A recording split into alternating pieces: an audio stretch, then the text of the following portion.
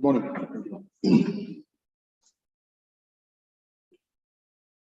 I extend warm welcome to all of you on behalf of Pune Academy, those who are here in front of me and those who are watching online. The topic of today's webinar is UPSC, the career option. Right? How do we look at UPSC in terms of a career? Right? I will talk about what kind of opportunities, career opportunities we'll get once we get through this examination. What kind of nature of job that we have if we get through. That's the first part of the webinar. Second part, we will talk about the examination. Right. See, this is a very fascinating career, no doubt about that. But what are we supposed to do in order to get into that career? Right. So these are two parts we will be discussing today briefly. I'm sharing my presentation so that we have at least some reference point in terms of what we are discussing.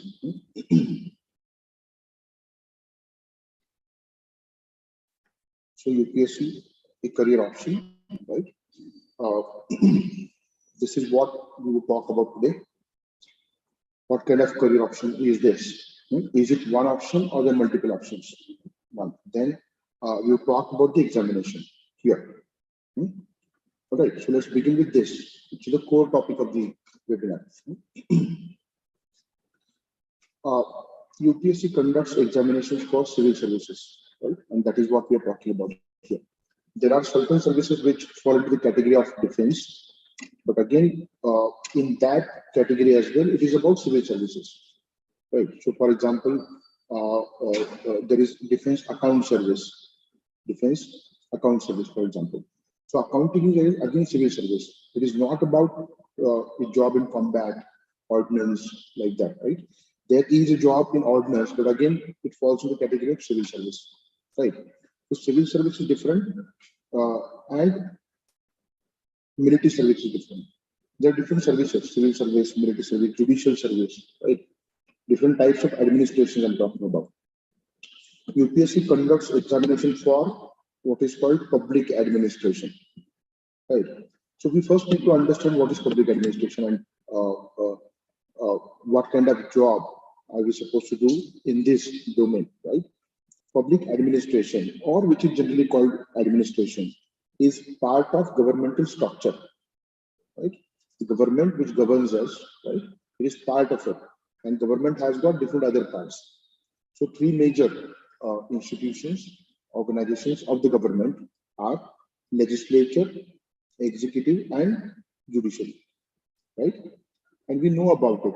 Legislature, our parliament is the legislature, right? Which does the job of law making, policy making, right? Executive, which is responsible for law making, because in India, executive is part of legislature. Executive is part of executive. Kya hota hai? Council of Ministers. It is part of legislature, right? In US, these two things are completely different. In US, executive is not part of legislature, right? So executive is separate and legislature is separate. It is quite possible the current president of US, Pune, Joe Biden, right? So Joe Biden belongs to Democratic Party, and there could be majority of Republican Party in their legislature. This is possible because the elections of president and the elections of members of legislature, these two are different things, right? And executive is not responsible to legislature in US. But India mein kya hai? Executive is part of legislature, it is responsible to the legislature. So what it means is, if executive, right, loses majority in the legislature, executive has to resign. So that is how we have that arrangement. So legislature, law making, policy making, and within legislature, it is executive that plays the major role in policy making and law making, because they enjoy the majority in parliament. Executive does another job. What is it? Execution of the policies. Right? Policies are prepared, but those need to be executed, isn't it? Implementation. But execution is a little bit different term. Implementation is done by administration, coming to it. Judiciary. What it does? there is a term called adjudication. Adjudication. Marathi का मतलब न्याय निवाड़ा. So giving justice इसको बोलते हैं ना. ठीक है, न्याय देना. So that is the work of judiciary. So these are three organs: legislature, executive, and judicial. Are you getting this? Okay. So this is the basic structure that we have. Government organization in terms of legislature, executive, and judiciary. Okay. So these are three organs. Okay. Administration जिसमें हम बात कर रहे हैं, public administration, right, as a career option. So public administration comes under executive because see, executive does the job of execution of policies, right? Okay. And administration or bureaucracy, right, does the actual implementation. And there's a long hierarchy there. कैसे hierarchy है? We know that executive में ये आता है council of ministers, right? But executive में ये भी आता है administration or bureaucracy, isn't it?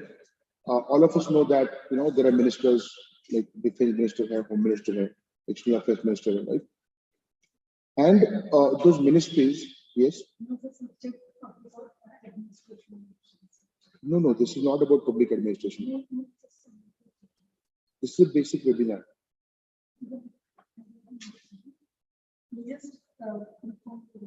Okay, fine. So executive has got two organs again, council of ministers and administration of bureaucracy. And please understand, ये दोनों एक साथ काम करते हैं. We know it very well. एक minister है, home minister, he has got a secretary and secretarial staff, right? And they do the job of implementation, execution, right? And administration के अंदर फिर there is a hierarchy. So secretary, joint secretaries, right? Additional secretaries, all of them are generally IAS officers, IFS officers, foreign service, in Ministry of External Affairs. So ये जो officers हैं, IAS, IPS, IFS, they come under civil services. Then there is military and defense service as well, and there is judicial service, as I said in the beginning. ठीक है, तो ये structure समझ में आया? Government के organization में executive, उसके under council of ministers, administration or bureaucracy of three types: civil, military, and judicial, right? And this civil services, उसमें फिर अलग-अलग जो post है, this is what we are looking forward to, right?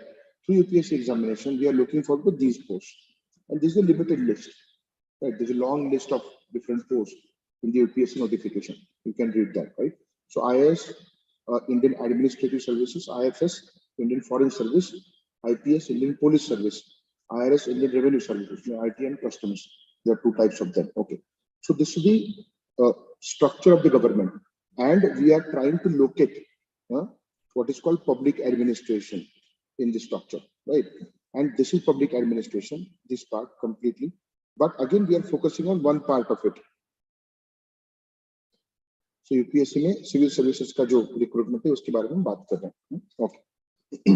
Now, through UPSC examination, what kind of career opportunities do we get? See, there are all India services, there are Group A services and Group B services. Are you getting this? So all India services, these three are all India services: Indian Administrative Service, then Indian Police Service, and Indian Forest Service. IFS Forest and IFS Foreign Service. These two are different things, right? What does that mean, all India service? Once you are recruited to these three, you will be posted anywhere in India. Are you getting this? You can get a posting anywhere in India. Doesn't matter which state you belong, right? You may get any kind of cadre. Okay.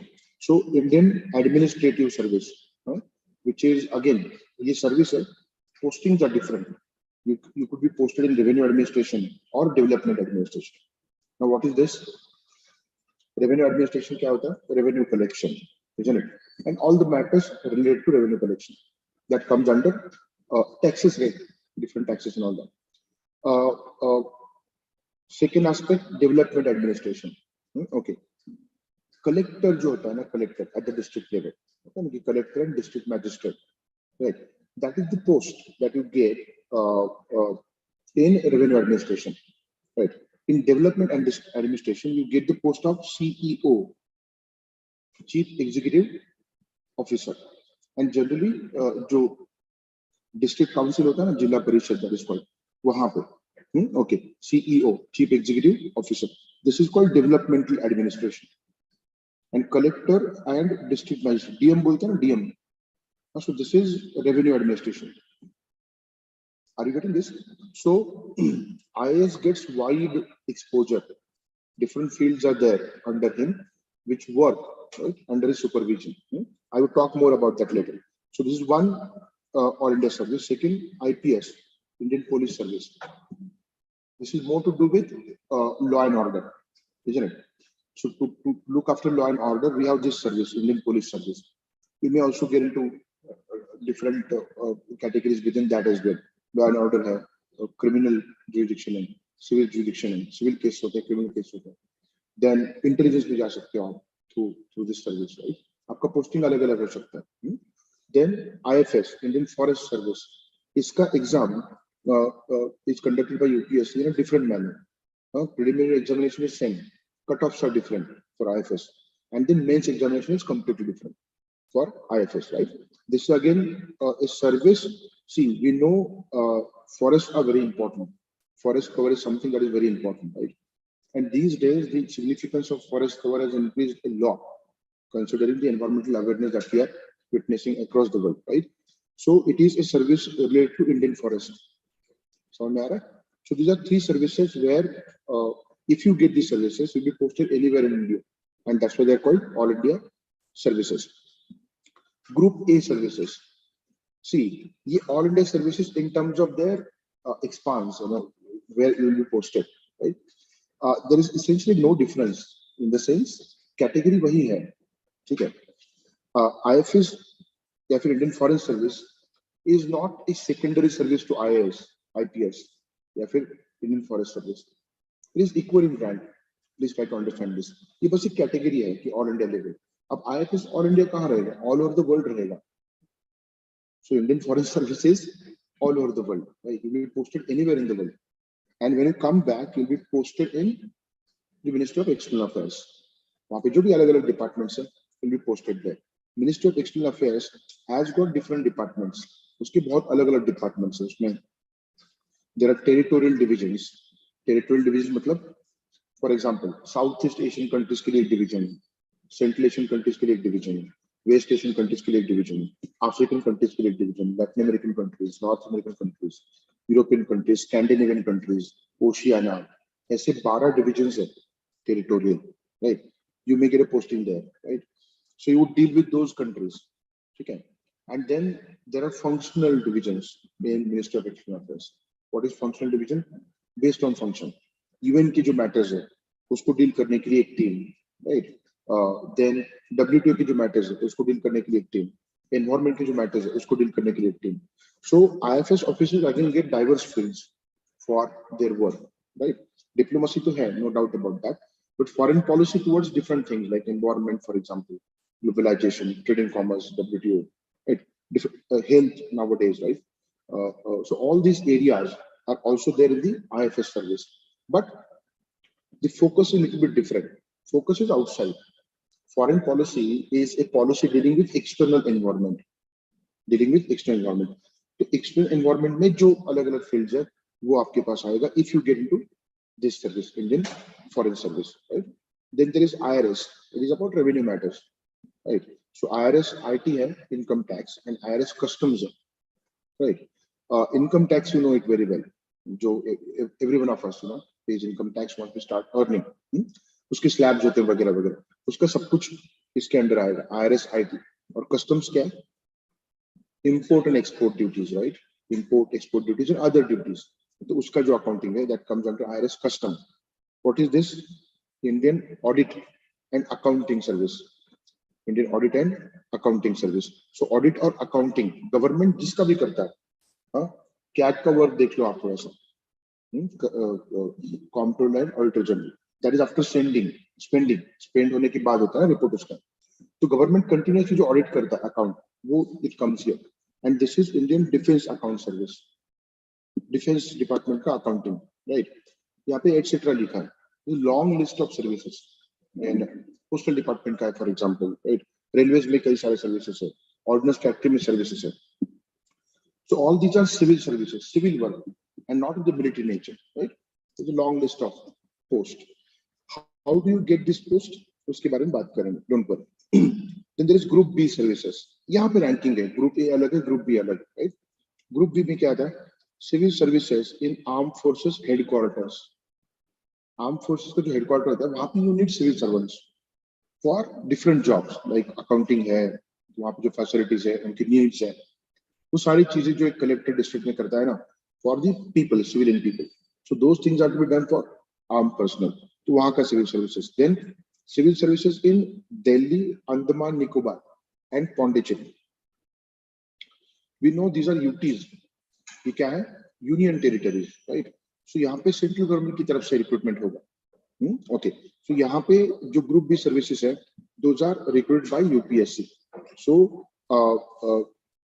civil services in armed forces, civil services in Delhi Union Territory, civil services in Andaman Nicobar and Pondicherry Union Territory, and there's also Pondicherry Police Service additional. Okay. So these are the areas where you will get a job once you get through UPSC examination. Are we clear on that? So All India services, Group A services, and Group B services. Right? Okay. There are diverse posts in UPSC examination. Examination एक ही है, but number of posts are many, and the areas, fields that covers, they are many. So this is the only service जिसके लिए थोड़ा सा एक अलग examination है. Preliminary common for all of them, right? Mains examination is different for forest service. ठीक है? Okay. Now, nature of the career.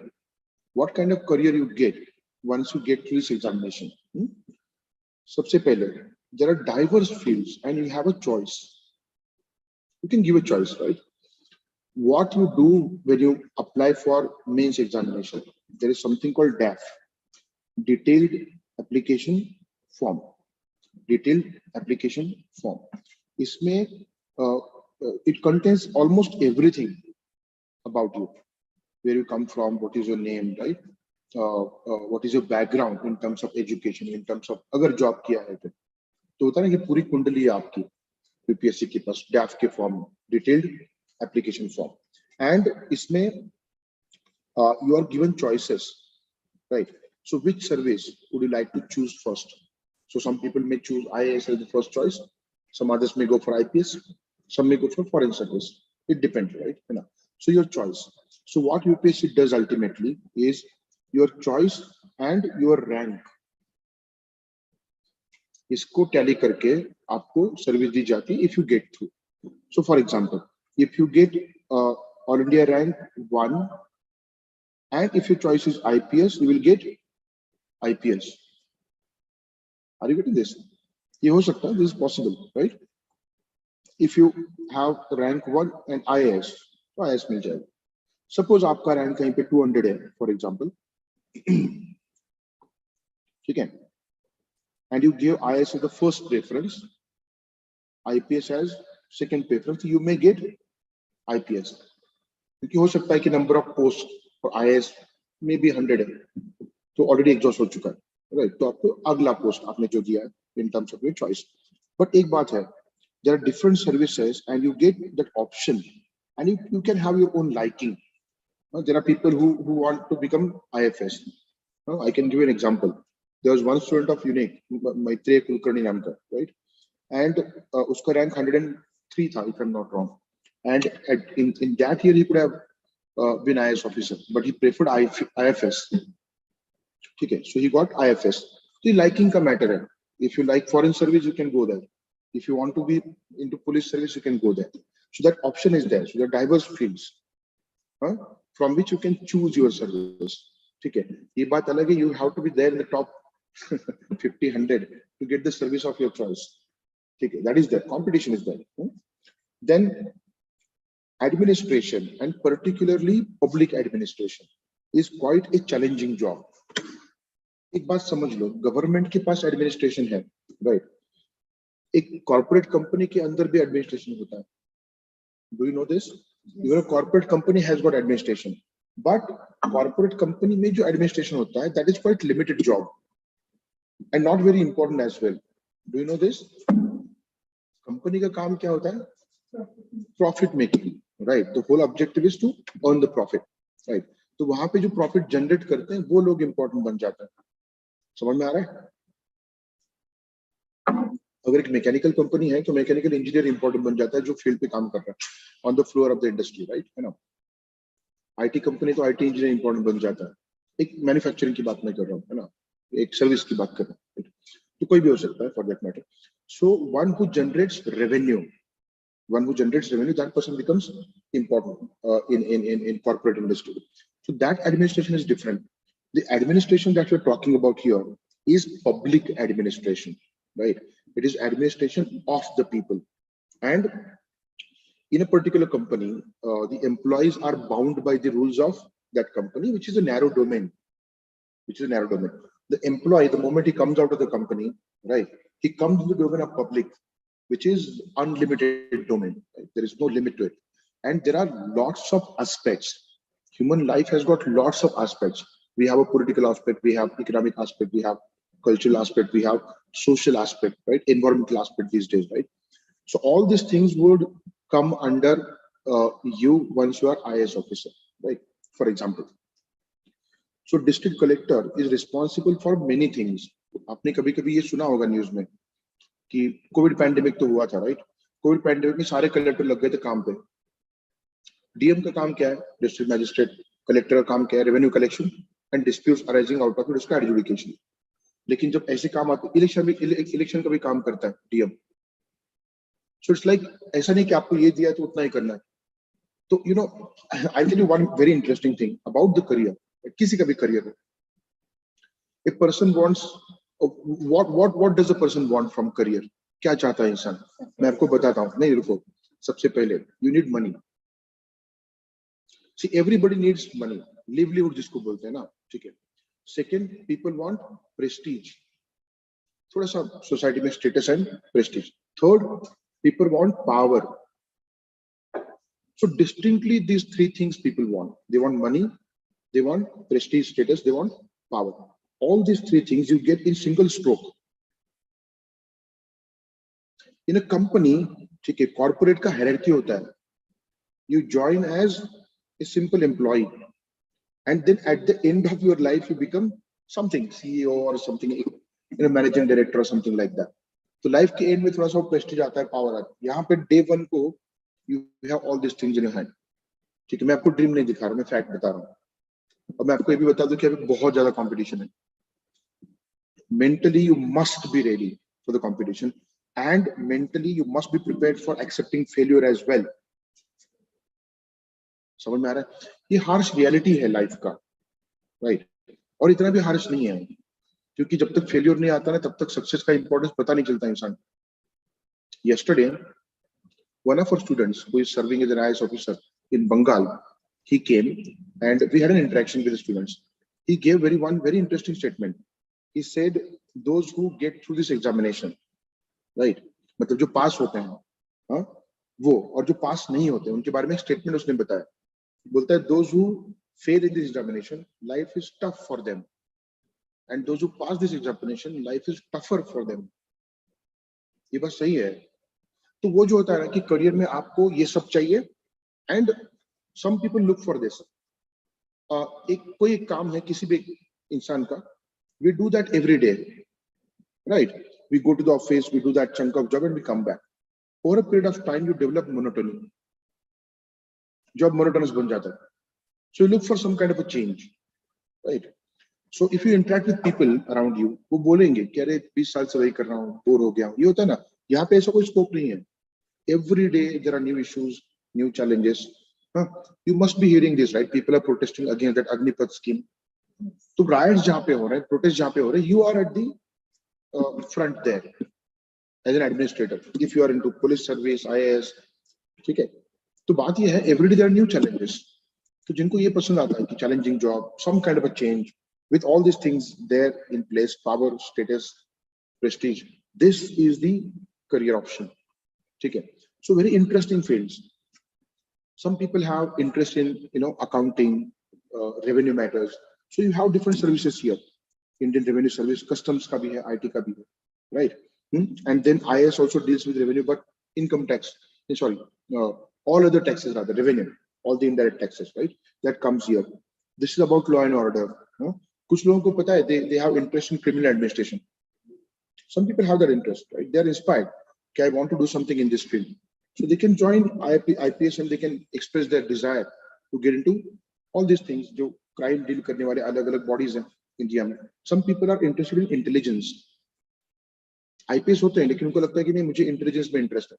So they go into that direction, right? They join, for example, IB, RAW. IB RAW के exams है, लेकिन IAS या फिर IPS वहाँ पे जाता है ना, तो he is directly at the very higher level in the hierarchy of administration.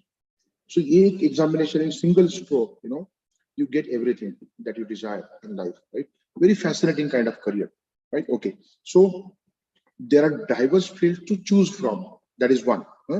There are a number of challenges in the job. You have to be always alert, right? Working. There's a lot of pressure. But at the same time, you have a huge team under you. Okay, a huge team. So you have to just supervise them, get the work done. Wo skills zaruri hai. And you are to be generalist, not a specialist of any one field, but you should know the art of getting work done from the specialist. Because a collector के अंदर यहाँ पे वो जो point है, ये जो दो सर्विस है ना, IAS and IFS, Indian Administrative Service and Indian Foreign Service, ये ऐसी सर्विसेज है, इसमें बहुत सारे फील्ड्स आते हैं, ठीक है? I will talk about both of them, but if you look at the other services, ये जो है Forest Service, then IRS, IAAS, IDAS, this is about forest, एक specified field है वहाँ पे, right? उसके resources. IRS वो इतना specific है, IRS IT, IRS Customs. या तो you're dealing with income tax, you're dealing with export-import duties, right? IAAS, you're dealing with audit and accounting. IDAS, you're dealing with defense accounts. एक defined sphere है वहाँ पे, लेकिन IAS का defined sphere नहीं है वैसे, और IFS का भी नहीं है, because they deal with even IPS for that matter. It is more to do with law and order. हाँ, उसके अंदर थोड़ा सा और variation है, जैसे कि मैंने कहा आपको कि you may go for civil cases, you may go for criminal cases, right? Choice है थोड़ा सा, intelligence for that matter. But all of them deal with what? Law and order के issues. तो थोड़ा सा defined sphere है उसका. लेकिन IAS और IFS का कोई defined sphere नहीं है. There is no defined sphere, right? So IAS will deal with diverse issues: health, education, right? Nutrition, hunger, poverty, different aspects of the life that we see in day-to-day administration, even law and order for that matter. Do you know this? IAS and IFS both work together in a district whenever there is a situation of that kind. Right? छोरे कुछ छोरे दोनों साथ में काम करते हैं, पता है? But ultimate authority is with IAS. क्योंकि ये इसलिए नहीं है कि IAS को IPS के ऊपर रखना है, ऐसा नहीं है वो. In terms of rank, they are same. But the point is, IAS has got different aspects in front of him, so he can make a choice. ठीक है? In terms of what is to be done, how to manage. दोनों एक साथ काम करते हैं, ranking में कोई डिफरेंस नहीं. बट बात ये है कि अलग-अलग फील्ड्स है ना उसके पास, तो he has a better view. That's it. Advantage है उसके पास in terms of working in different fields, right? कुछ भी हो डिस्ट्रिक्ट में, सबसे पहले IAS मतलब वहां पे जो कलेक्टर है उसको पूछा जाता है, कोविड के केसेस बढ़ गए तो इमीडिएटली क्वेश्चन पूछा जाता है IAS को, क्या कर रहे हो, व्हाट आर यू डूइंग, है ना? तो वो सवाल क्या करेगा पता है क्या? उसको मिनिस्टर पूछेगा या फिर उसका डिविजनल कमिश्नर पूछेगा. ये क्या करेगा? इसके अंडर एक हेल्थ डिपार्टमेंट है, IAS के अंडर. हेल्थ डिपार्टमेंट का हेड कौन होता है? एक क्वालिफाइड डॉक्टर होता है, PG किया हुआ, MD MS, राइट? इसको फोन है, क्या चल रहा है, इतने केसेस क्यों आए? तो आपको इतना बोलना है, sir I will get back to you with all the data. Phone रखो, दूसरा फोन उठाओ, इसको फोन दो, हेलो डॉक्टर, क्या हो रहा है, what is happening, why cases are increasing? So doctor will say something, please come to my cabin immediately. Will come to your cabin, may I come in sir बोल के. फिर वो जो बताएगा, you would note it down, you will give the orders कि what are your problems, tell me. All the provisions can be done. Medicine की बात करो, लॉकडाउन था ना एट दैट टाइम, उसकी इम्प्लीमेंटेशन की बात करो, व्हाटएवर यू वांट. डॉक्टर ये तो नहीं करेगा लॉकडाउन, तो इमीडिएटली क्या करेगा collector? He would talk to IPS officer and other people who are enforcing lockdown. So we want strict implementation. तो पूरा कर्नल जिसको बोलते हैं ना, सेंटर हो गया वो एडमिनिस्ट्रेशन का. तो डाइवर्स फील्ड है IAS.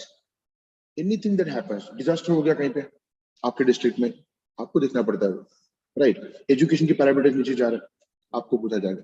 Health parameters, that means there are people in society who want such kind of jobs, जहां पे अलग अलग चीजें हैं, मैं अलग अलग चीजों को हैंडल करना चाहता हूँ. ये जो एक एटीट्यूड होता है कुछ लोगों का, उनके लिए सही में बेस्ट जॉब है. और ऐसे भी लोग होते हैं में से जो they are like, I want a specific field, मुझे हर फील्ड में नहीं करना है, I want a specific field, मुझे पुलिस सर्विस ही करना है. You can go for it, right. You can go for revenue service. समझ में आ रहा है? ओके. IFS का भी ऐसा ही कुछ. Yes, I understand. It is more specific than IAS, right? IFS में foreign service is more about diplomacy, foreign policy को implement करना. लेकिन if you देखो, government के structure के बारे में बात कर रहे थे, right? Policy making कौन करता है? Parliament, and within Parliament, executive, right? And when you say policy, इसकी दो dimensions है, external and internal, right? So for example, Make in India is internal policy, isn't it? Then Act East policy is external policy. Are you getting this? कोई भी एक policy ले लो आप, स्वच्छ भारत अभियान, make in India, digital India, right. इसका implementation कौन करता है? Administration with in India, right. जो डिफरेंट पोस्ट है, IAS से लेकर सारे. So one aspect of the policy is dealt with by IAS, और जो external है IFS. अब ये external policy में क्या है exactly? What do we see? The basic thing that we know and that we generally understand is the relation between two nations. वही आता है foreign policy, right? But that is very simplistic understanding. ये बहुत मतलब simplistic understanding है. There is something more than that, right? In foreign policy, you deal with multiple topics again. Pandemic itself has become a foreign policy topic. ठीक है? हाँ, so immigration सबसे बड़ा matter बन गया. Immigration किसके थ्रू होता है? मैं लीगल इमिग्रेशन की बात कर रहा हूँ, इलीगल इमिग्रेशन की बात नहीं कर रहा. हाँ. No, एक काम करते हैं. Let us finish off the topic first. You just note down your question. We'll do one thing. Let me finish this off. You just note down your questions and then we'll take up all the questions at the end of it, because there are online people as well. They won't be able to hear your voice. Okay. So there are two dimensions, as I said. तो second dimension जो है external, उसमें भी कई सारे fields आते हैं. You deal with environment. Paris deal तो जानते होंगे आप. Paris deal, Paris agreement on climate change. तो वहाँ पे every country has committed to some kind of emission cuts, carbon emission में, right? तो वहाँ पे negotiations होता है. There are people working, IFS people working on this, right? So environment, health, again, different social parameters, ये सारी बातें आती हैं. Trade and commerce. India and Sri Lanka के बीच में FTA हुआ है, तो उसका जो negotiation है, उसके जो talks हैं, उसमें फिर से diplomacy involved है. Getting this? So again, IFS has got wider scope, right, in terms of actual work. ये भी होता है. IFS का जॉब उतना ही fascinating है. मैं आपको एग्जांपल बताता हूँ. One retired IFS officer, ठीक है, राजेंद्र अभ्यंकर सर, उनसे मेरी बात हुई थी. कजाकिस्तान, आपको पता होगा ना, nation Kazakhstan, right?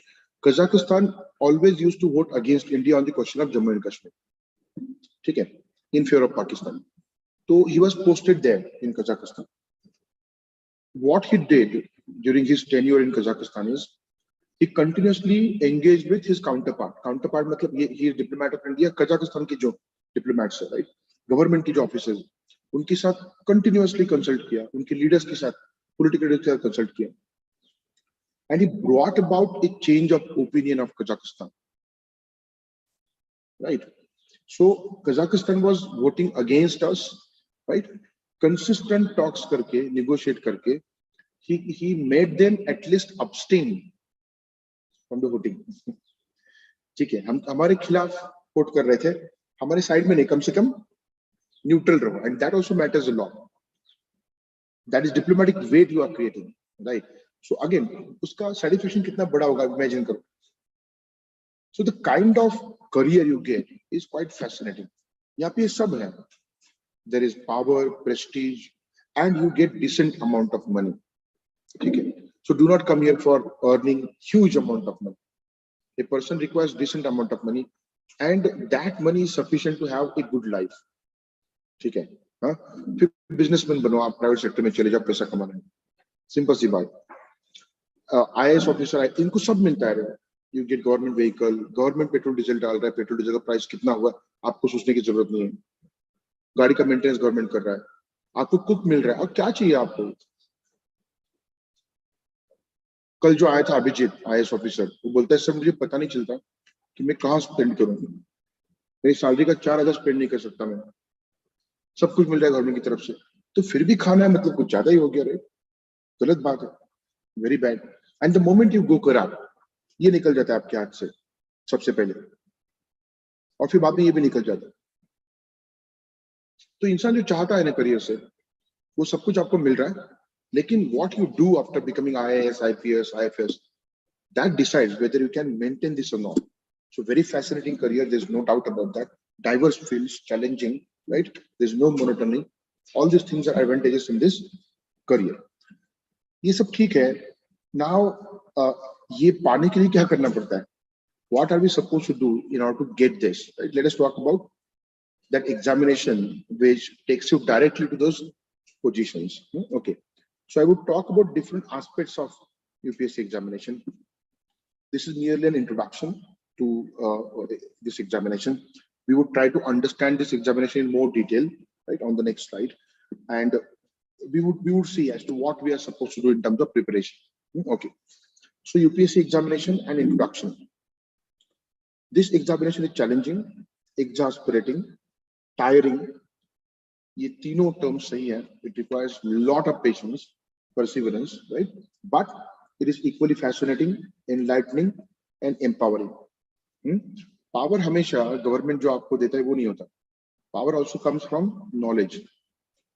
There are many IAS officers, there are many IPS officers, लेकिन सारे उतने powerful नहीं होते. क्यों? अशोक खेमका का नाम सुना होगा आपने. You might have heard about him, right? Ajit Doval right now. So they have done something special in their own field. ये कहाँ से आता है पता है क्या? Knowledge से आता है. और ये एग्जामिनेशन ऐसी है, आपका enlightenment and empowerment एग्जाम की प्रिपरेशन के साथ ही शुरू होता है. What empowers you the most is knowledge. इस बात को समझो, right? Your understanding, that matters the most. और पावर का कॉन्सेप्ट हमेशा गवर्नमेंट के साथ जुड़ा हुआ नहीं, ठीक है. IFS की बात कर रहे थे, इंडियन फॉरेस्ट सर्विस.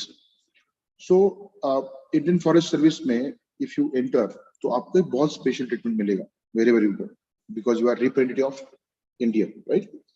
बट आप ये जानते हो that Devyani Khobragade was arrested by US. Yes, ठीक है. उसका अलग एक टॉपिक है उस एपिसोड का, ठीक है. वो laws of US, maid servant के बारे में वगैरह वगैरह. But you know, ये इसलिए हुआ because there could be action taken against it. You should follow the law, ठीक है, rules. Now I will give another example. Have you heard of Dr. Prakash Amte, Magazine Award winner, right? So Prakash Amte works in Adivasi area for upliftment of those people, right? Dr. Prakash Amte, after winning Magazine Award, he was invited in US for some kind of function, right? तो you know it very well. आपको visa के लिए apply करना पड़ता है. यहाँ पे जो एम्बेसी है US की, वहां पे जाकर के इंटरव्यू देना पड़ता है, right? So he went to Mumbai for interview, and Western countries, US and North American countries and European countries, वहां पे जाना है ना आपको, वो आपके सारे डिटेल्स पूछते हैं. They ask you how much money you have in your account, how much you earn monthly, because they have a doubt. ये इंसान उधर आ गया, इसके पैसा है नहीं खर्च करने को, मुश्किल हो जाएगा, राइट. लिटिल बिट ऑफेंडिंग है, but this is the fact, right. So they asked him what is your monthly income. He said 3,000 per month. Immediately the interview was wrapped up. He said you cannot go. Dr. Prakash Amte tried to inform him that I am not responsible for the expenditure. There are people who have invited me, they are taking care of my expenditure. Said no. तो निकले वहां से. And he had no fascination. लोगों को ना एक craze होता है यूएस जाना है, उनका कोई क्रेज नहीं है. He works on the ground. निकल गया वहां से. He was on his way back to his place. तो एम्बेसी से फोन आया, सर प्लीज वापस आ जाओ, वी आर सॉरी. ये भी एक पावर है कि ना किसी आईएएस को मिलता है, ना किसी आईपीएस को मिलता है, आईएफएस किसी को नहीं मिलता. ये काम से मिलता है.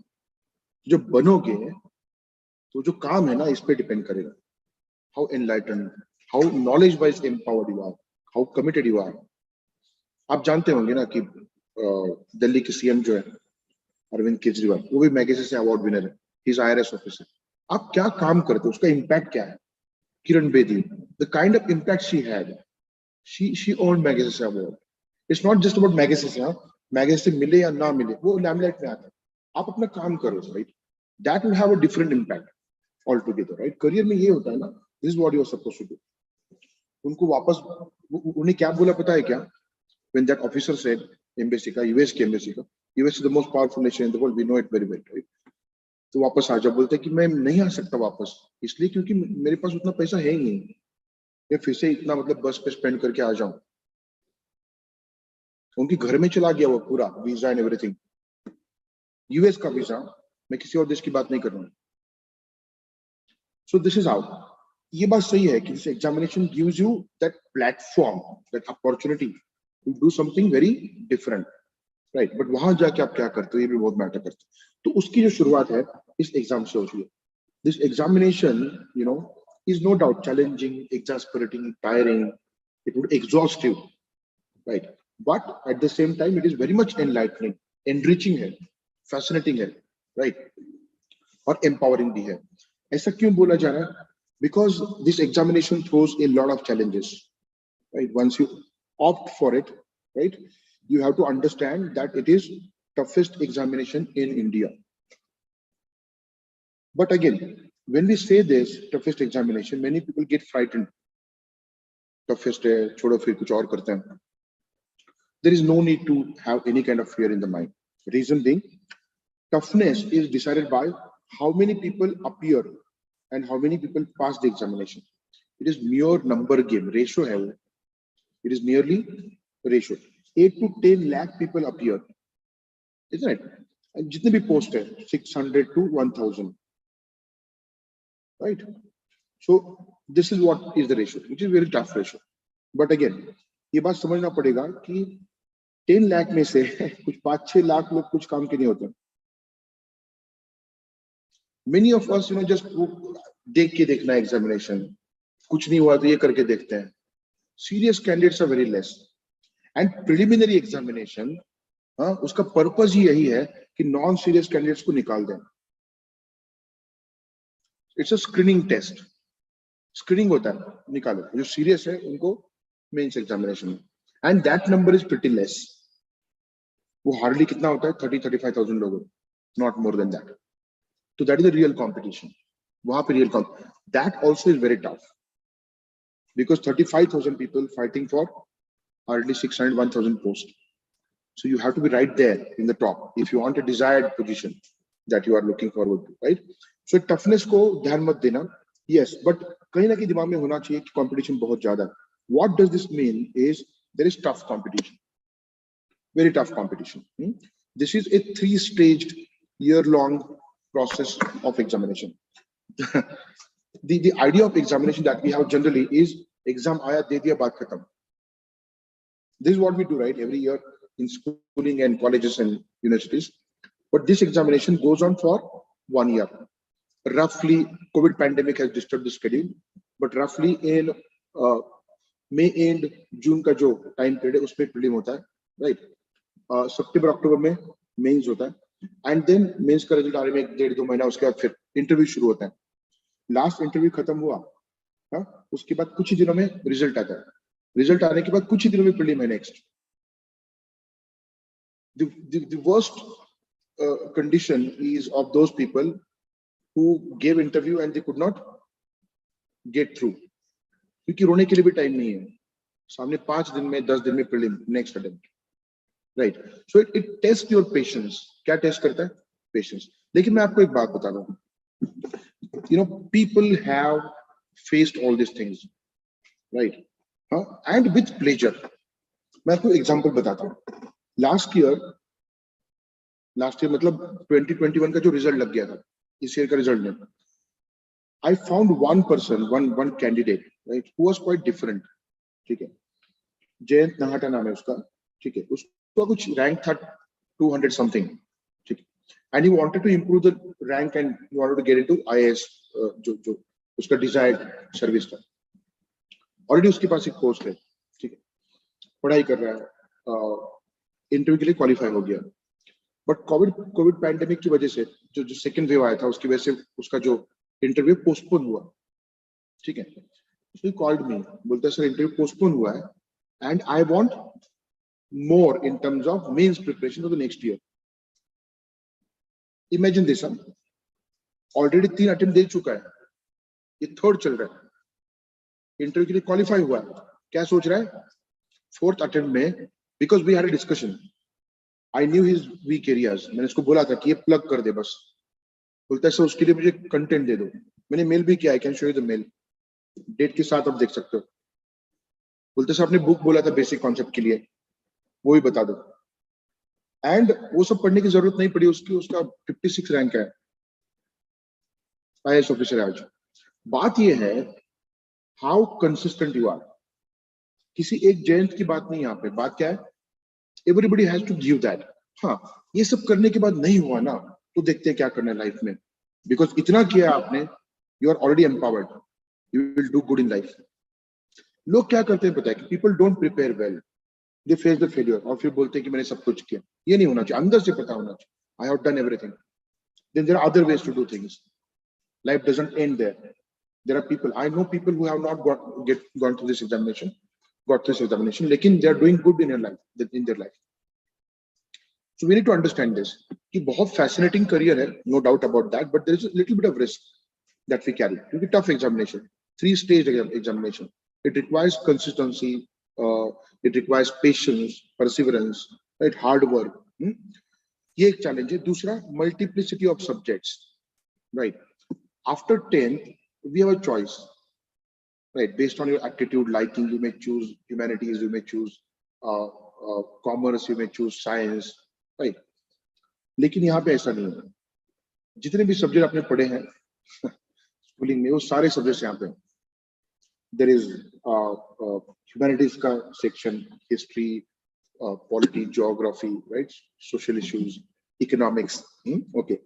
And science and tech, environment, right? And then जो हमने कभी पढ़े नहीं थे, disaster management, isn't it? Schooling में कहाँ पढ़ा था ये सब? There's internal security. Different topics are there, diverse topics. ये paper 1, 2, 3 आप देख लो. Paper 1 में क्या है? History, geography and social issues. Paper 2 में constitution, governance, political issues आया, right? Paper 3 में खिचड़ी है पूरी. वो मुझे तो ऐसा लगता है कि पेपर 1 डिजाइन किया, पेपर 2 डिजाइन किया, पेपर 3 में जितने भी बचे हुए सब्जेक्ट डाल दो उसमें, right. There is economics, there is development, agriculture, disaster management, environment, ecology, science, tech, internal security, etcetera. And then they came up with ethics and integrity. उसमें ethical concepts, philosophies, right, and then case studies. So this is quite exasperating, yes, no doubt about that. This would take a lot of effort from you to cover that syllabus, right? And that is why we generally advise that you should give at least 1.5 year for preparation, thorough preparation, and then only you should go for filling up the form of this examination. Otherwise नहीं करना चाहिए, क्योंकि vast syllabus, 1-1.5 साल लगता है dedicated effort to cover that syllabus. That is another challenge, right? Then you have to choose optional subject. वो आपकी choice का है, लेकिन उसमें depth check किया जाता है, right? So your depth of understanding is checked in optional subject, right? ऐसे भी है. So vast scope of the syllabus. Syllabus is very vast. अगर मैंने आपको broad subject बता दिए. Talk about history. Prelim का syllabus क्या बोलता है बताइए? History of India and Indian national movement.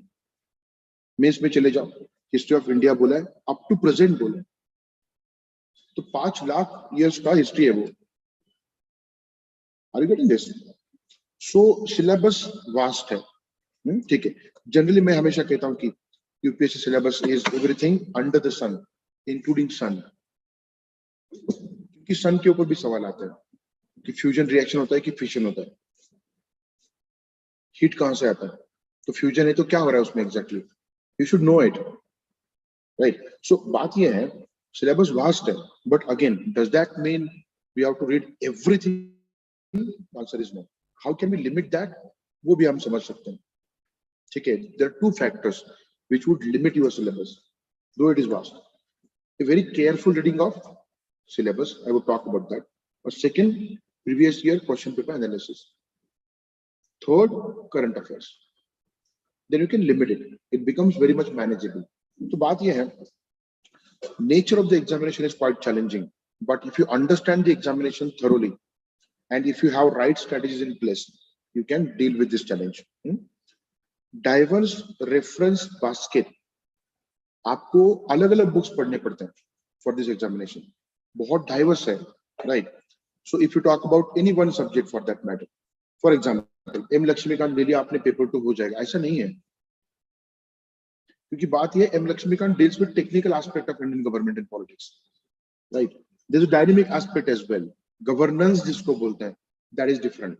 It primary deals with constitution which gives us, you know, what is India in terms of territory, union जिसको बोलते हैं, citizens के बारे में information, rules क्या है citizenship के, then fundamental rights, DPSP, then central government, president, legislature, executive, state government in similar fashion, local bodies, right, you know, languages of the union, right, state list, central list, the diverse things, but those are all structural aspects. वहां पे कहीं पे नरेगा के बारे में information नहीं होगा, make India के बारे में इंफॉर्मेशन नहीं होगा, वो आपको कहां से करना पड़ेगा, गवर्नेंस से करना पड़ेगा, and there is a current aspect of it. तो हर चीज के लिए, हर सब्जेक्ट के लिए आपको 2 या 3 रेफरेंसेस यूज करने पड़ते हैं, including newspapers. So diverse reference basket है। सो एक चैलेंज क्या है initially, you have to read all of those references, number 1। Number 2, second challenge, you have to condense it to the minimum possible extent so that you can revise it quickly. So these are 2 important aspects, challenging है but can be done. Then critical and dynamic nature of the questions. आपको पता है कि UPSC ने ऐसे सवाल पूछे हैं ना, तो हमको एक बुकलेट बनाना पड़ेगा, कीवर्ड्स क्या क्या है और क्या लिखना है आपको, क्रिटिकली एग्जामिन बोल दिया तो क्या लिखना है, इलुस्ट्रेट बोला है तो क्या लिखना है, इवेल्युएट बोला है तो क्या लिखना है, असेस बोला है तो क्या लिखना है। सो if you look at the comment बोला है तो क्या लिखना है, if you look at the keywords of the questions, that itself tells you that UPSC is framing questions which are quite dynamic in nature, right? And that is why you need to get into that mode right from the beginning. एक mode होता है UPSC का, उसमें आ जाना चाहिए, and एक habit बन जाती है फिर, and then you can deal with such questions, right? Dynamic nature है, उसका फायदा भी होता है। Dynamic questions के लिए आपको एक दिन पहले रट्टा नहीं मारना पड़ता, you just have to apply your knowledge.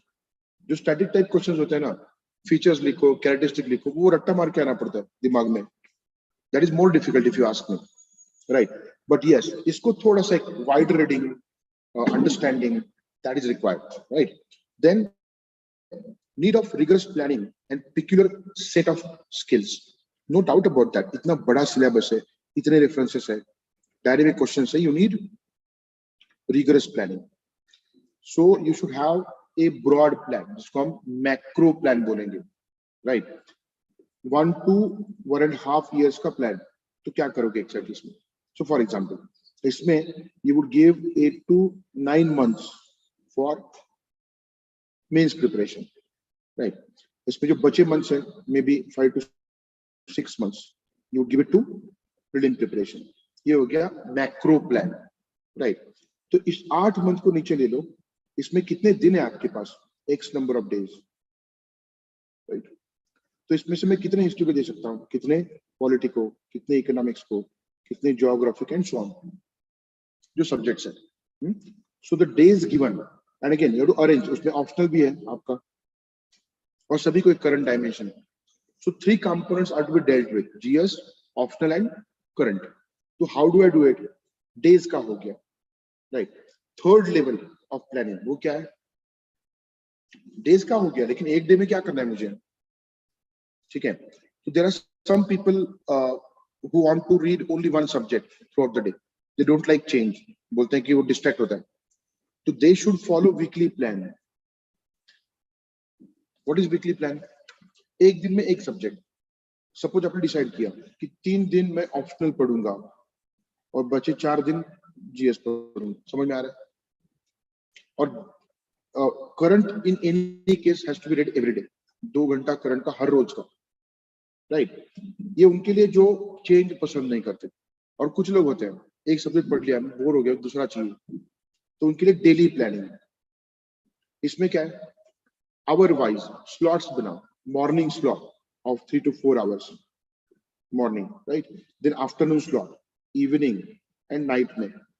So morning slot में आपको अगर लगता है कि optional difficult है, in depth है, तो मुझे fresh mood से morning में पढ़ना है, optional. Afternoon में क्या होता है, थोड़ा सा concentration low होता है, so news पढ़ो, current affairs and all that, right? Evening session में चाय लेने के बाद थोड़ा mood और अच्छा हो जाता है ना. So take any topic of GS and this could be used for revision maybe. So there are ways to plan things. और ये जो फॉर्मेट है डेली वीकली, इसको इस तरह से आपने करना है टॉपिक वाइज। मुझे कितने दिन में हिस्ट्री खत्म करना है, ऑलरेडी कितने दिन में खत्म करना है, 30 दिन में फॉर एग्जाम्पल, तो मैंने एक दिन में कितने टॉपिक्स पढ़ने चाहिए, इतना माइक्रो प्लानिंग चाहिए रे उसका। इसीलिए ये जो है ना 1.5 years, those are to be meticulously planned, number one, and very sincerely executed. Yes, I fully agree. Sometimes estimate गलत जाता है, 30 नहीं 35 दिन लगेंगे, लगने दो ना, no problem at all. Let it happen. You can change your plan accordingly. ठीक है, बट ऐसा नहीं हो 30 दिन चाहिए 60 दिन लग गए, मतलब टाइम पास कर रहे हो। क्या कर रहे हो आप? टाइम पास कर रहे हो, ये नहीं होना चाहिए, है ना? Okay, so you should do this. That does not mean you should work mechanically. You can have your own leisure time, थोड़ा सा खुद को रिफ्रेश कर सकते हो, that can be done. But yes, there has to be overall commitment to the examination, because this is quite challenging examination in terms of all these points that we talked about. So yes, if you do rigorous planning and if you develop certain skills, एक तरफ पढ़ाई है, दूसरी तरफ skills है। बहुत बार बच्चे बोलते हैं कि पढ़ा तो सब कुछ लेकिन नहीं हुआ, उसका रीजन होता है कि you don't have skills. Prelim requires different skills, mains examination requires different skills and interview requires different skills. Prelim आपसे क्या एक्सपेक्ट करता है, मैं उसकी बात करता हूँ, थोड़ा रुक जाओ। ये तीनों स्किल्स के बारे में बात करता हूँ। कॉम्प्लेक्सिटी एंड डिफिकल्टी, मैं अभी जो बोल रहा था, complex examination and difficulty can be dealt with by a good planning, right? So appropriate plan of study, preparation in terms of following elemental phases. कौन से phases? There are 3 elemental phases of this examination, one prelim, दूसरा mains, तीसरा interview. Simple सी बात है, मैंने अभी जो बताया आपको प्लान, जो आपका मैक्रो प्लान था, उसमें पहले मेंस का पढ़े, उसके बाद प्रीलिम का पढ़े। व्हाई? देखो, everything that is being told to you, उसके पीछे का कारण जानने की कोशिश करो। मैं इधर बैठ के कुछ बोल रहा हूँ इसलिए एक्सेप्ट करेंगे, ऐसा नहीं होना चाहिए। You should ask the reason behind it, why. If you look at syllabus of prelim and syllabus of mains and if you compare, सारे जो पॉइंट्स है प्रीलिम के सिलेबस के, वो सारे मेंस के सिलेबस में है, और उसके अलावा plus there are more points in mains syllabus. इसका मतलब ये हुआ, आप मेंस का सिलेबस पूरा पढ़ोगे तो आपने प्रीलिम का सिलेबस भी पढ़ लिया है। जो मैं बता रहा था ना, 8 to 9 months for mains examination, right? उसमें आपने सारे टॉपिक्स पढ़ लिए। तो बच्चे जो 5-6 महीने हैं आपके पास प्रीलिम प्रिपरेशन के लिए, इसमें क्या करना है आपने? इसमें ओरिएंटेशन देना है आपने। You are supposed to give orientation to what you have read as part of mains preparation. So वहां पे आपने अंडरस्टैंडिंग के पॉइंट ऑफ व्यू से पढ़ा था, यहाँ पे एमसीक्यू के पॉइंट ऑफ व्यू से, मल्टीपल चॉइस क्वेश्चंस, वही कंटेंट उस तरह से देखो। इसके ऊपर एमसीक्यू क्या बन सकता है? So revision and orientation, test series, that's it.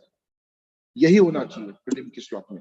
हाँ, एक पॉइंट जो एडिशनल हो जाता है, दैट इज प्रीलिम जब है, मे बी अब जून में हुआ था, right, in the month of June, तो इसके पीछे का 1.5 month पेपर सेट होता है, तो इसके बाद का करंट पढ़ने की जरूरत नहीं है।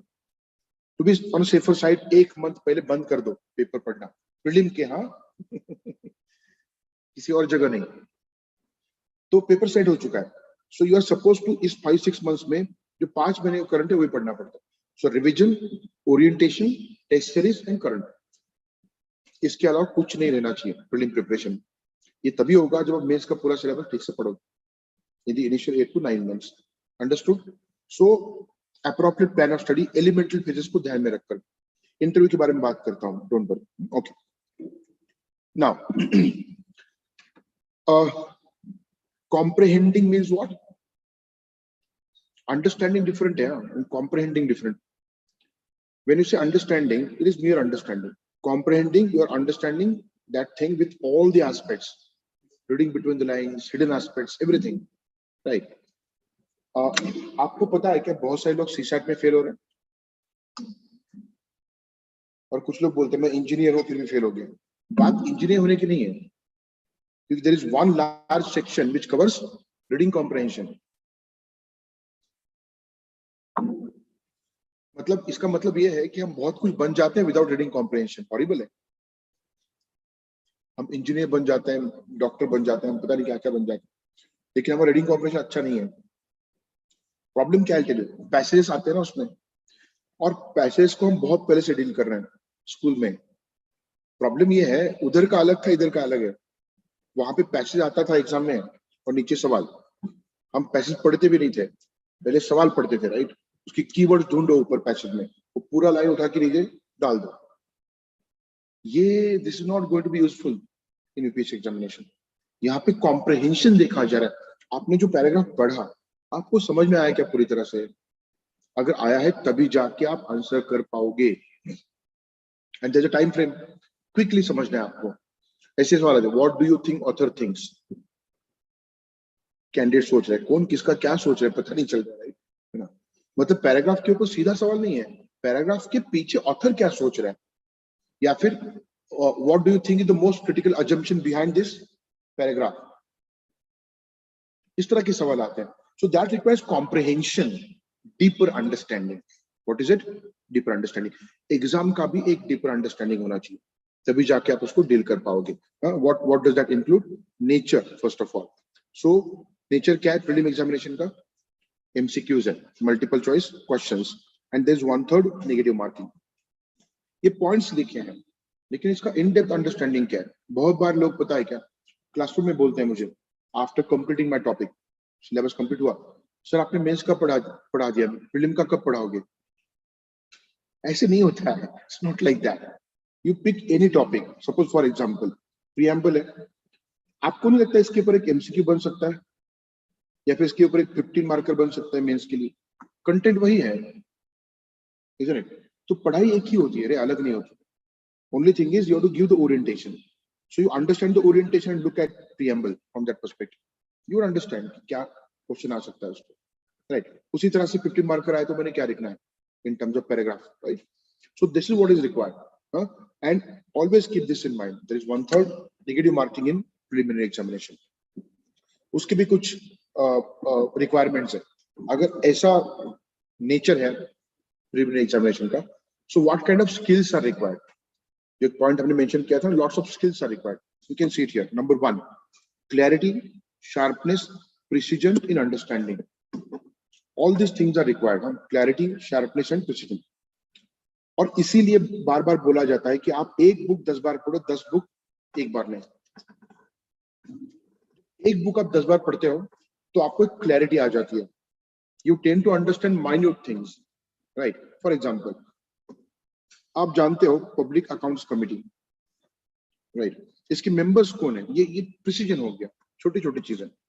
या फिर पार्लियामेंट्री स्टैंडिंग कमेटी, कोई भी पैक है, एस्टिमेट्स है, उसमें राज्यसभा से कितने लोग आते हैं, लोकसभा से कितने लोग.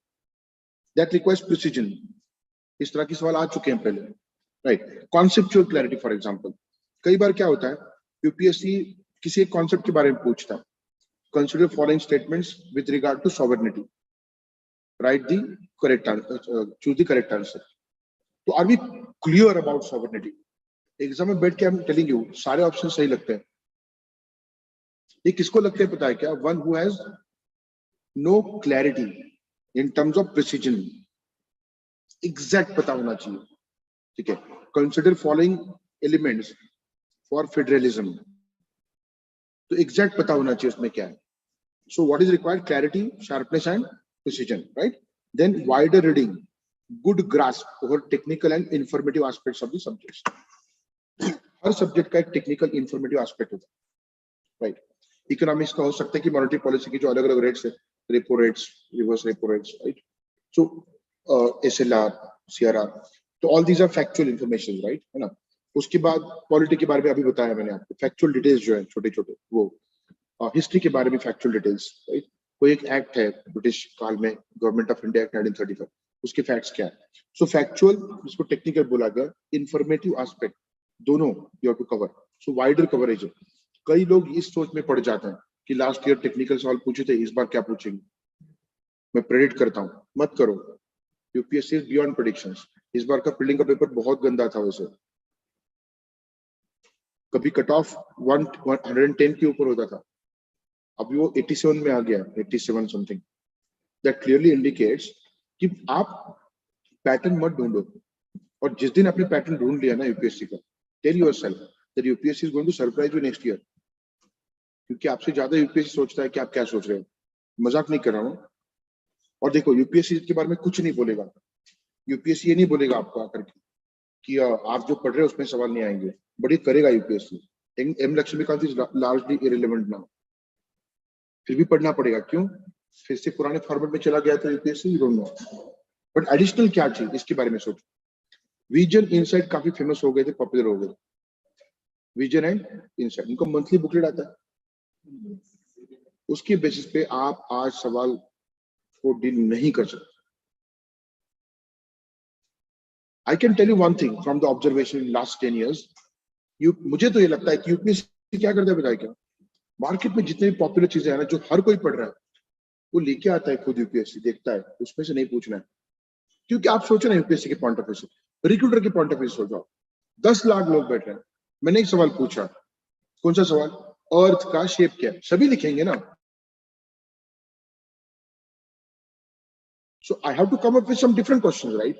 It is part and parcel of the game. इसीलिए आपका प्रिपरेशन भी डिफरेंट होना चाहिए, right. Cover all the aspects, be ready for everything. If UPSC is asking conceptual questions, you should be ready with conceptual clarity. If they fall back on facts and figures, you should be ready with facts and figures. सारे skills साथ में रखो, उनको decide करें दो कि कहाँ पे बॉल डालना है, यॉर्कर डालना है कि शॉर्ट पिच डालना है कि फुल टॉस डालना है। आपके पास सारे स्किल्स होने चाहिए हर बॉल को डील करने के लिए। That is what is required. Okay, current dimension काफी इंपॉर्टेंट है, ये लिमिट कर देता है सिलेबस के आपको। Almost every question has got some kind of current relevance, right. In preliminary examination कुछ ना कुछ एक होता है करंट डायमेंशन, मेंस में भी काफी हद तक होता है, और कई बार हिस्ट्री को भी करंट डायमेंशन होता है। नहीं, एग्जांपल डोलावीरा का एग्जांपल जो आया प्रीलिम में, डोलावीरा के ऊपर सवाल आया कि नीचे जो फीचर्स है उसमें से कौन से फीचर्स डोलावीरा साइट के हैं, राइट। डोलावीरा करंट अफेयर्स में था बिकॉज उसको यूनेस्को ने वर्ल्ड हेरिटेज साइट डिक्लेयर किया था। There is certain current dimension that you should always keep in mind. तो करंट पढ़ने का एक स्किल होता है करंट अफेयर्स कि सिलेबस में क्या है, मैंने क्या पढ़ना है क्या नहीं पढ़ना। आईपीएल के ऊपर एक दो दिन पहले इंडियन एक्सप्रेस में एडिटोरियल आया था आईपीएल के ऊपर, none of your business, ignore. Rafael Nadal के ऊपर आएगा कभी आर्टिकल, इग्नोर। और मैंने ये भी देखा एक आर्टिकल एक्सप्रेस में, हाँ, what dynasty should do. Dynasty मतलब इंडिया में गांधी, राइट, है ना। गांधी फैमिली ने क्या करना है, कांग्रेस ने क्या करना है, हमारा मसला है नहीं, वो सिलेबस में है क्या नहीं है। You only read those topic which are there in the syllabus. अब ये अग्निपथ आया, राइट, तो उसके ऊपर आर्टिकल आया, तो पढ़ो, पॉलिसी है गवर्नमेंट की, तो उसके ऊपर सवाल आ सकता है। सिलेबस क्या है, accordingly you choose what is to be read in the current affair, वो भी एक स्किल है। Then extensive as well as intensive study. Extensive मतलब कवरेज, इंटेंसिव थोड़ा सा डेप्थ में। पेपर में क्या आता है, Dholavira is declared as world heritage site by UNESCO, right. उसमें एडिक्वेट इंफॉर्मेशन नहीं है ना, तो सर्च करो, क्योंकि सवाल इस ऐसे नहीं आएगा which of the following sites was recently declared as UNESCO world heritage site. वो जमाना चला गया, इतना करंट तो हर कोई पढ़ता है, इसलिए थोड़ा सा आगे का सवाल आ रहा है, तो थोड़ा डेप्थ, एक्सटेंसिव भी और इंटेंसिव भी, that is another requirement. Then revision and rigorous practice of MCQs, ये लास्ट है। मतलब ये सब करने के बाद, पढ़ाई ठीक से होने के बाद, you go for rigorous test series regime. समझ आ रहा है? और ये तभी हो सकता है जब आपको पढ़ाई कंप्लीट हुआ। अगर आपको पढ़ाई कंप्लीट नहीं हुआ है ना, तो people tend to avoid the test series and that is disastrous. उसका एक मोमेंटम बनना चाहिए एमसीक्यू सॉल्व करने का। पढ़ाई करना एक बात है, मिस्टेक्स को अवॉइड करना दूसरी बात। I have seen many students जिनका पढ़ाई बहुत अच्छा था लेकिन टेस्ट सीरीज नहीं दिया उन्होंने, and they ended up in failure because some silly mistakes, certain follies that you commit. वो मिस्टेक्स अगर उन्हें टेस्ट सीरीज में किए होते, they would have been mindful about it in the examination hall. Are you getting this? And that is why rigorous test series is another important skill that you're supposed to develop. Mains examination in similar format. It is examination of writing. और सबसे बड़ी बात यह है, this mains examination is the core of the entire UPSC examination. It is core because it carries 1750 marks. कितने mark carry करता है वो? 1750. इंटरव्यू के मार्क्स है 275. तो by and large your rank is decided here, and this is fine tuning. आप list में हो कि नहीं ये डिसाइड करता है, राइट? और ये फाइन ट्यूनिंग है, ठीक है? लिस्ट में हो आप, आपको 190 मार्क्स मिले इंटरव्यू में, रैंक हायर होगा, 170 मिले, थोड़ा सा नीचे होगा, फाइन ट्यूनिंग है. बट लिस्ट में तो आना पड़ेगा ना पहले. और कई बार क्या होता है, कुछ लोगों के मार्क्स 140 आते हैं, फिर भी उनका रैंक काफी अच्छा होता है, because they scored very handsomely in mains examination. There are many examples. ठीक है, मैं बार बार ये कहता हूँ कि ये बहुत अच्छा एग्जांपल है. कल जो आया था अभिजीत, उसका जो अटेम्प्ट था, पहले आईआरएस था वो, and he give attempt again. तो इंटरव्यूज को बहुत कम मार्क्स दिए, 153 मिलता है तो इंसान बाहर निकल जाता लिस्ट में, बट फिर भी वो 90 रैंक पे था. 90, because according to main score he was 6th in India. Are you getting this? अगर उसको 30 मार्क्स और मिल जाते ना तो शायद वो फर्स्ट 5 में होता. बट इज हैप्पी, उसका आईएएस मिल गया, इज हैप्पी. बात ये है, ये बहुत मैटर करता है. मेंस एग्जामिनेशन क्रक्स है वो पूरे एग्जामिनेशन का. हाँ, so writing with in prescribed word limit and for specific number of marks. UPSC ने क्लियरली लिखा है पेपर में, 20 क्वेश्चंस है, 20 questions, and you have 180 minutes. भागो, 9 मिनट्स पर क्वेश्चन. वो 9 मिनट्स जो है उसमें आपको पढ़ना भी है, समझना भी है, कंटेंट याद भी करना है, लिखना भी है, थोड़ा सा एक आध इंपॉर्टेंट पॉइंट अंडरलाइन भी करना है. सो रफली I would say 7 minutes, and then 2 minute जो हर क्वेश्चन के बचते हैं, ये सब होता है उसमें. अंडरस्टैंड करना, याद करना, एंड देन अंडरलाइन करना. So it requires what? That time management, right? Plus word limit में लिखना है, उसको exceed नहीं करना. That carries extra mark. Huh? If you write something very specifically in a crisp format, precisely, that will get more marks. कितना ज्यादा लिखते हो important नहीं है, जितना लिखा उसमें कितना content है, that really matters. और ये सब you can develop. These skills can be developed. तो requirements क्या है? Thorough understanding of the subject. Thorough क्यों? ऐसा नहीं होना चाहिए, सवाल आया, पढ़ा है मैंने, याद नहीं आ रहा, and I'm struggling to remember. That will consume time. Thorough understanding. The moment I look at the question, I know the content, I'll write it. Thorough understanding होता है ना, तो ये बन जाता है. So time management आसान हो जाता है. Time management is not just about writing speed. Huh? It is also about how thoroughly you have understood. Thorough understanding नहीं है ना, speed भी अच्छा हो, याद ही नहीं आ रहा तो क्या लिखेगा? इसलिए सबसे पहले ये है, you should understand what is there in the syllabus thoroughly. Suddenly मैं पूछूं ना, ये बताओ क्या, you should know it. At least उसके ऊपर 8-10 points पता होने चाहिए, if not all, because that is the requirement. 8-10 points, right? Ability to present, articulate the understanding according to demand of the question. I can show you number of papers. हाँ, हर साल जो mains के papers होते हैं, जो हम यहाँ पे चेक करते हैं, every year I come across students who write a lot of content, right? But it is not according to the demand of the question. मैं आपको एग्जांपल देता हूँ. अगर यूपीएससी ने सवाल पूछा है, UPSC has asked a question, right? Suppose for example, आपको बोला है कि assess, आपको असेसमेंट देना है. क्या देना है?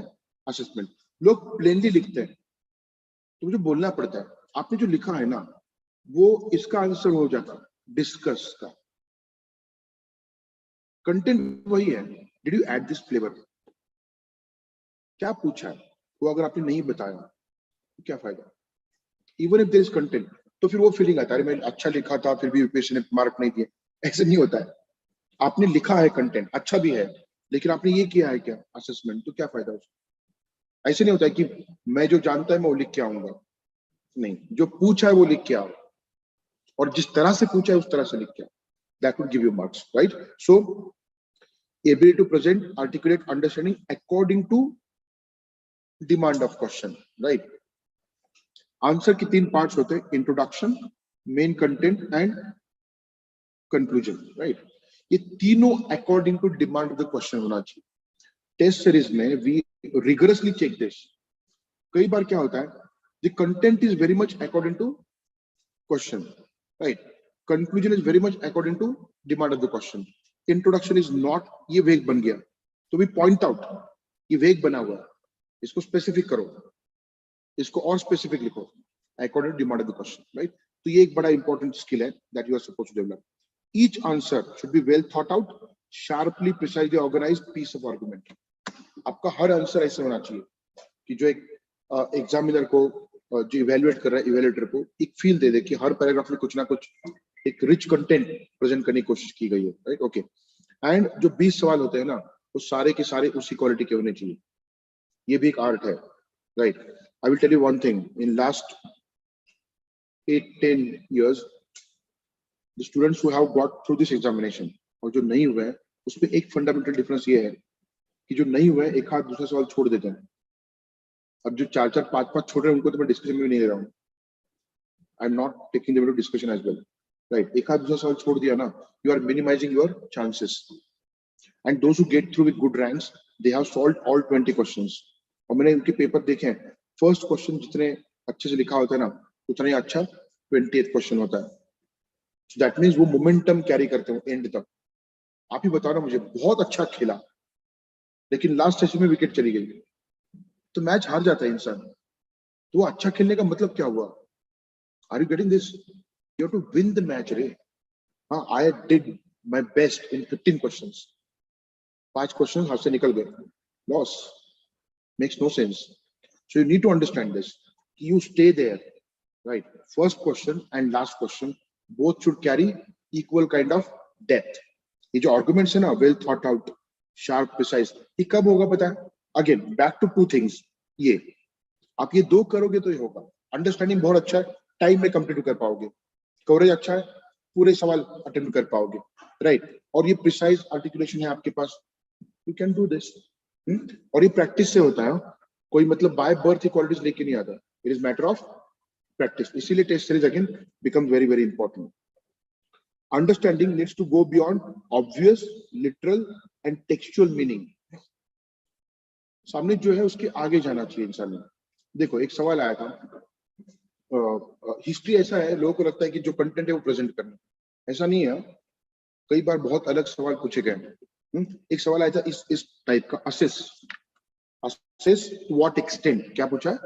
Assess to what extent British government complicated the process of transfer of power। 47 में जो इंडिपेंडेंस मिला, 1940s में जो अलग अलग नेगोशिएशंस हुए थे, Cripps proposal, cabinet delegation, right, उसके बाद CR formula, then Wavell plan and Mountbatten plan. तो ये जो नेगोशिएशंस हैं Indian leaders and British government के बीच में, उस प्रोसेस को, ट्रांसफर ऑफ पावर के प्रोसेस को ब्रिटिश गवर्नमेंट ने टू व्हाट एक्सटेंट बोला है। क्या बोला है? टू व्हाट एक्सटेंट कॉम्प्लिकेट किया है, ये पूछा। तो आपने असेसमेंट देना चाहिए, to what extent, to full extent, to half extent, या फिर टू माइनर एक्सटेंट, ये लिखो उसमें, राइट।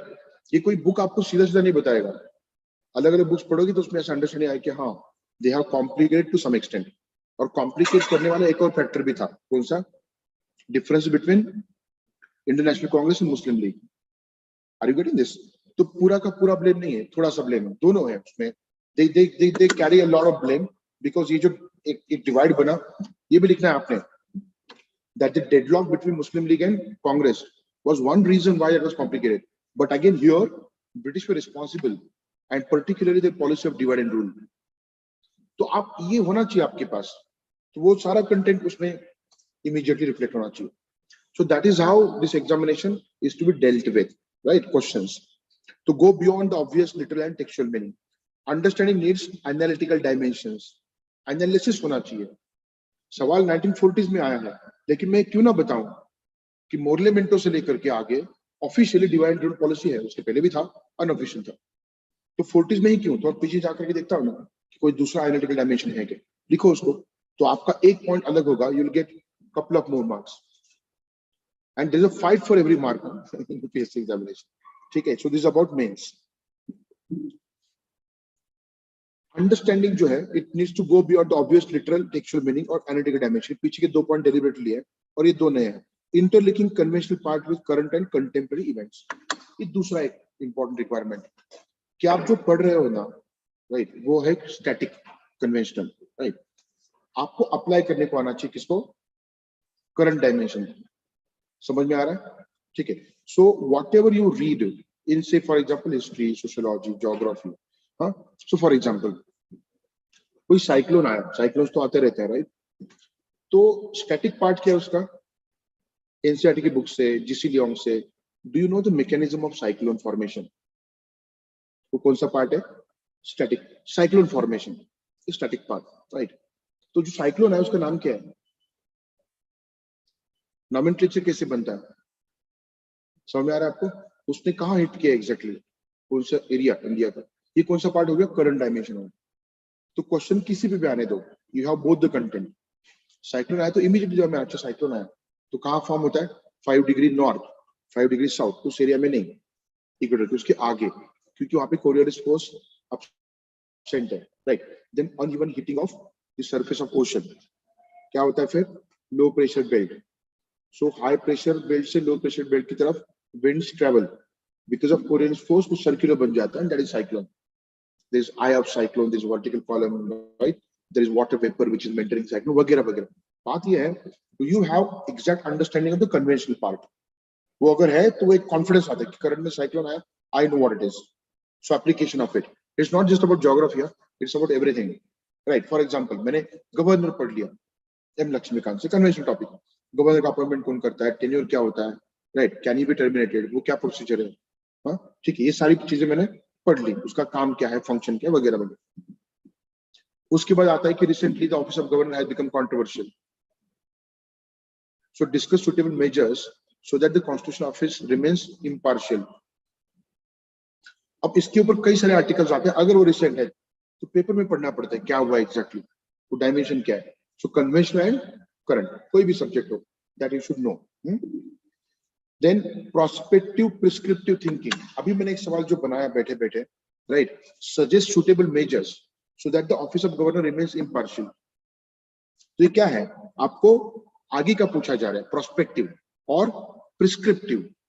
सजेशन दो, प्रिस्क्रिप्शन दो, राइट? तो ये डायमेंशंस है आंसर राइटिंग के. बट डोंट वरी, ये देख करके ऐसे लग रहा होगा ना इतना करना है क्या, मुश्किल है? फिर कोई मुश्किल नहीं, ये पता होगा पहले और साल भर में ये करोगे तो इट बिकम्स अ हैबिट. ठीक है? So in short, what is required? This is required. acquiring, developing, enhancing knowledge about every component. कौन सा component? शॉर्ट में लिखा है, ये मतलब you should always keep this in mind. Every component of syllabus. दुनिया का हर component नहीं, of syllabus. ठीक है? And to express it sharply. This is the crux of mains examination. समझ में आया? Okay. Now, syllabus. कॉम्प्रिहेंशन समझ में आया क्या? एग्जाम को समझना मतलब बस 3 स्टेप्स है ऐसा, ये नहीं. स्किल्स क्या रिक्वायर्ड है, क्या पूछा जाता है, क्या तैयारी करनी चाहिए, ये सब कुछ है. Okay. Now syllabus, reading syllabus. Read syllabus carefully 3-4 times. If you are a beginner you do this immediately, right? और कहीं पे लगता है कि समझ में नहीं आ रहा है, थोड़ा इनडेफिनाइट लग रहा है या फिर इनफाइनाइट लग रहा है, क्लैरिटी नहीं है, reach out to a teacher. पूछो सर इसका मतलब क्या है, एटसेट्रा है, तो आगे क्या आएगा सर बताओ. कई जगह पे एटसेट्रा मिलेगा आपको सिलेबस में. So talk to your teacher, right? But understand syllabus carefully. So understand different sections, components, chapters in syllabus. समझ में आ रहा है आपको? कोई भी एक टॉपिक ले लो आप, उसमें एक जनरल स्टेटमेंट होता है, बट उसके अंदर क्या है. प्रीलिम में क्या बोला, जो फर्स्ट लाइन है प्रीलिम की सिलेबस का, हिस्ट्री ऑफ इंडिया. तो क्या क्या आता है इसमें? एंशियंट, मिडिवल, मॉडर्न, तीनों में political dimension, social, economic, cultural, है ना। तो ये सब कुछ पॉलिटिकल में क्या आता है? Administration, type of political system, right, Kings कौन थे, है ना, उनकी पॉलिसीज क्या थी। प्रीलिम में एक सवाल आया था, क्या सवाल आया था? मुगल एम्प्रेस के नाम दिए, हुमायूं, अकबर, शाहजहां, जहांगीर। सवाल पूछे पेंटिंग के ऊपर, पेंटिंग में एक बदलाव आया, किसके अंडर आया? तो क्या क्या इन्वॉल्व इसमें? Culture, political system. जब पढ़ोगे तो ध्यान में रख के पढ़ोगे कि हाँ, थोड़ा सा political aspect, economic aspect, social, and then focus on culture. ये चीजें जो है ना, अब टॉपिक्स क्या है उसमें? पेंटिंग है, लेकिन मुगल पेंटिंग किस तरह का था, मुगल पेंटिंग के कैरेक्टरिस्टिक्स, फीचर्स, डेवलपमेंटल फेजेस, ये पढ़ लिए मैंने। लेकिन किस किस राजा के अंडर क्या हुआ, ये अगर नहीं पढ़ा है तो मेक्स नो सेंस। सो हर कंपोनेंट का पढ़ो, समझो। होता है ना कि break down of the syllabus, क्या करना है? सिलेबस को ब्रेक डाउन करना है। मैं आपको बता रहा हूँ कि बिगिनर नहीं कर सकता, क्योंकि उसके लिए सब कुछ पता होना चाहिए कि कितने सवाल पूछे गए टॉपिक के ऊपर, कैसे सवाल पूछे गए, right. So it's a process. तो इमीडिएटली एक्सपेक्ट मत करो, get the assistance and understand the syllabus thoroughly. Syllabus एक गाइडिंग फ्रेमवर्क है जो आपका सिलेबस या फिर जो जो जो स्कोप है उसको लिमिट कर देता है। You can prepare a plan according to syllabus. You can choose a reference list according to syllabus. You can read newspapers, journals in the light of syllabus. PYQ question paper analysis can be done under the light of syllabus. So it's a guiding star. Syllabus क्या है? Guiding star. हमेशा लोग पूछते हैं paper में क्या पढ़ना है, मैं नहीं बताना चाहिए क्या? मैं क्या बताऊंगा? बताओ, सिलेबस देख के बताऊंगा ना, तो आप लर्न करना उसको, राइट। एक इंडिपेंडेंस बनना चाहिए। एक बार गाइडेंस ले लिया, उसके बाद शुड बिकम इंडिपेंडेंट। हाँ, बहुत ही ट्रिकी कुछ आया ना, यू रीच आउट अगेन। हर बार आके नहीं पूछना चाहिए, इसमें आपका टाइम वेस्ट होता है। We can tell you right कि हाँ ये पढ़ो, ये मत पढ़ो, लेकिन is it possible that every day जो न्यूज़पेपर है आपके साथ बैठ के मैं बताऊं कि ये पढ़ो, ये मत पढ़ो? पॉसिबल नहीं है। एक समय में आपने डेवलप करना चाहिए कि हाँ ये क्या रिलेवेंट है, क्या नहीं है। जैसे कि मैंने आपको बताया 2-3 चीजें, आईपीएल का टॉपिक, किसी एक प्लेयर का टॉपिक, है ना, किसी एक पॉलिटिशियन का टॉपिक, टॉपिक नहीं, policy, scheme, right, any kind of geographical new feature, हाँ, इकोनॉमिक नया कुछ इवेंट आया है, हिस्टोरिकल कुछ पॉइंट है, सिलेबस में क्या है वो ढूंढना है। इसीलिए सिलेबस को ठीक से समझना, उसके फ्रेमवर्क को समझना बहुत इंपॉर्टेंट है, because it is guiding framework. समझना है? This is syllabus. Okay, see I have kept this short because UPSC में बहुत कुछ है। मैंने इस बार 2 एस्पेक्ट रखे थे, एक करियर के बारे में डिस्कशन, दूसरा एग्जाम को समझना, ठीक है। And while discussing I have talked about planning and strategy as well. So these are 4 component that I wanted to discuss. इसके ऊपर आपके कुछ सवाल है तो बताओ मुझे, if any questions let me know. एक second, are there any questions online?